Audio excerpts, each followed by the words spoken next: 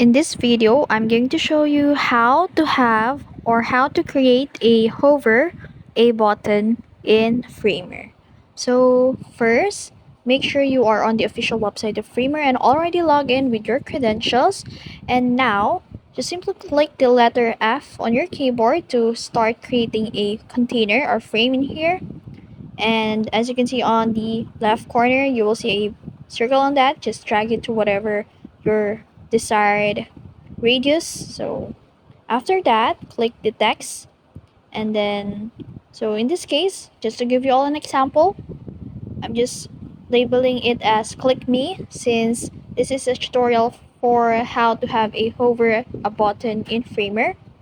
So after that, click the button container and then you will see the fill, and now you can edit it as a gradient one if you want a gradient button. And now once everything is done, now click again the click me, and then you can choose a color for that, a font color. So click the button again, and now we're going to add a shadows in here. So I'm going to put a shadows like black one, and adjust the focus and then the diffusions. So it's up to you, it's up to your preference. Now we're going to delete this, and then now to add a hover or effects. Now click on the left right side and click the effect, and then you will see there the hover effect option.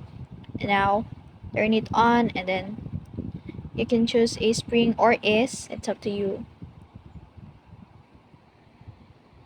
You can adjust the duration of the transition when you click the button. It's up to you. You can adjust the bounce, so on with the delay your button. And after that, we're going to edit the cursor for our button. Just simply click the cursor on the right side and then click the web cursor. Then choose your desired cursor. You can customize your cursor also, but in this case, I'm going just to choose a template one. Now, click the play button, and as you can see, the buttons are moving when the arrows are on the button. And that's it. That's how to hover a button in Framer. If you found this video helpful, don't forget to like, share, and subscribe to the YouTube channel.